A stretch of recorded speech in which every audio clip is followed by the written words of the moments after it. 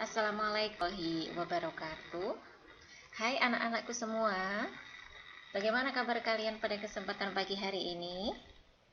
Kita bertemu kembali bersama saya, Bu Reni Ferawati, dalam PPT video pembelajaran. Bagaimana kabar kalian?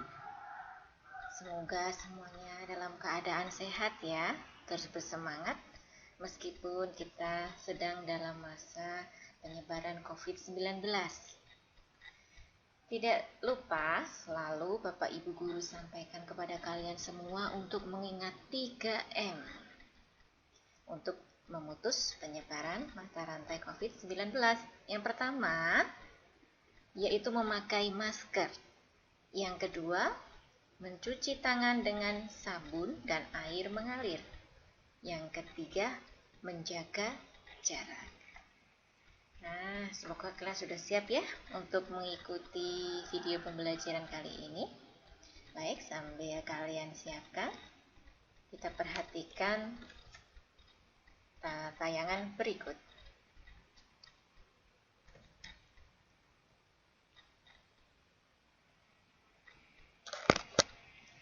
Hari ini kita akan belajar di pelajaran kelas 4 SD, yaitu tema 1, indahnya kebersamaan. Kalian bisa mengambil buku kalian yang sudah dibagikan oleh Bapak Ibu Guru. Ini indahnya kebersamaan tema 1 semester 1. Yang akan kita pelajari hari ini subtema 2, kebersamaan dalam keberagaman. Jika kalian bingung, silahkan dibuka halaman 75 seperti pada layar. Sudah? Nah, pada subtema kali ini kita masih mempelajari tentang IPA, yaitu sifat-sifat bunyi dan keterkaitannya dengan indera pendengar. Tujuan pembelajaran yang akan kita laksanakan yaitu yang pertama, siswa dapat menjelaskan proses terjadinya bunyi dari sumber bunyi hingga ke indera pendengaran dengan runtut. Kemudian yang kedua, siswa dapat menjelaskan fungsi sifat bunyi terkait indera pendengaran dengan lengkap. Yang ketiga, siswa mampu menyajikan laporan tentang sifat bunyi terkait telinga sebagai alat pendengaran dengan sistematis. Nah, bagaimana telinga kita bisa mendengar bunyi di sekitar kita? Kalian pasti bisa menjawabnya. Nah, perhatikan baik-baik ya tayangan berikut. Bagaimana proses telinga mampu mendengar bunyi? Telinga adalah salah satu panca indera manusia yang berfungsi sebagai alat pendengar dan alat keseimbangan tubuh. Telinga sendiri dibagi menjadi 3 bagian, yaitu telinga luar, telinga tengah, dan telinga dalam. Nah, perhatikan bagian-bagian telinga berikut ya. Nah, ini adalah bagian-bagian telinga yang bisa kalian pelajari. Telinga tadi dibagi menjadi 3, telinga luar, telinga tengah, dan telinga dalam. Untuk telinga luar, yaitu kalian bisa melihat ada daun telinga dan ada lubang telinga. Daun telinga berfungsi menangkap getaran bunyi dari luar. Lubang telinga berfungsi meneruskan bunyi ke telinga tengah. Sekarang kita masuk ke bagian telinga yang kedua, yaitu telinga tengah. Kalian bisa amati telinga tengah yaitu ada liang telinga, kemudian ada gendang telinga, dan ada tulang-tulang pendengaran. Kita bahas satu-satu ya. Dari liang telinga dulu.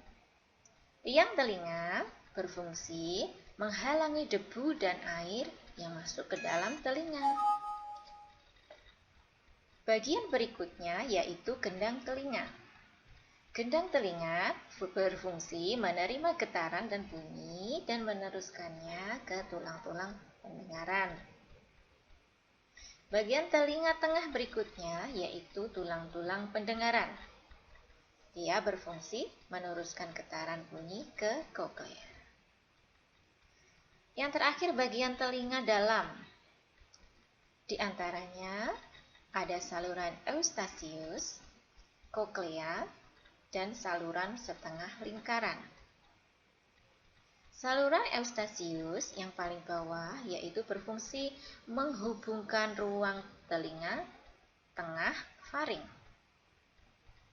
Rumah siput atau koklea berfungsi menerima dan meneruskan getaran bunyi ke saraf pendengar. Yang terakhir, saluran setengah lingkaran berfungsi membantu dalam mempertahankan keseimbangan tubuh. Nah, kalian sudah menyimak tadi ya, bagian-bagian telinga. Ada telinga luar, telinga tengah, telinga dalam, dan macam-macamnya, serta fungsinya masing-masing. Kita lanjut ya. Nah, sekarang perhatikan proses telinga yang mampu mendengar bunyi. Perhatikan bagian di bawah ini ya. Yang pertama, getaran dari sumber bunyi diteruskan, gelombang bunyi ditangkap oleh daun telinga. Kemudian gelombang bunyi merambat di liang telinga. Bunyi menggetarkan gendang telinga. Dilanjut getaran liang telinga menggetarkan tulang-tulang pendengar. Dilanjutkan koklea menangkap getaran dari tulang-tulang pendengaran dan mengirimkannya ke syaraf pendengaran. Dan yang terakhir, saraf pendengaran mengirimkan rangsangan bunyi ke otak. Otak sendiri menerjemahkan bunyi yang didengar. Nah, sekarang kita masuk catatan penting kepekaan telinga sebagai indera pendengar.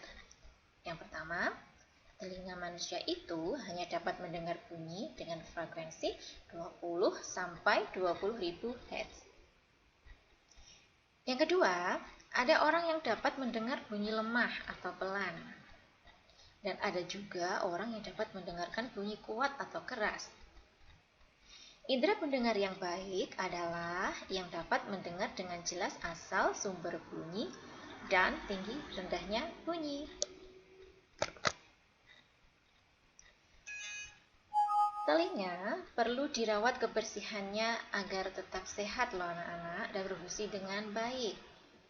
Nah, jika tidak dilakukan, maka akan muncul kelainan pada telinga. Apa saja ya di antaranya? Yang pertama adalah tuli, yaitu kelainan pada telinga yang disebabkan kerusakan pada gendang telinga seperti tersumbatnya ruang telinga atau rusaknya syaraf pendengaran. Yang berikutnya yaitu congek, yaitu kelainan telinga yang disebabkan oleh infeksi, yaitu si bakteri. Nah, sekarang bagaimana ya agar kita bisa memelihara kesehatan telinga? Banyak cara ya. Yang pertama, bersihkan telinga bagian luar secara teratur menggunakan kapas yang bersih. Yang kedua, kita tidak boleh mengorek-ngorek telinga karena dapat mendorong kotoran lebih dalam dan kotoran akan menumpuk.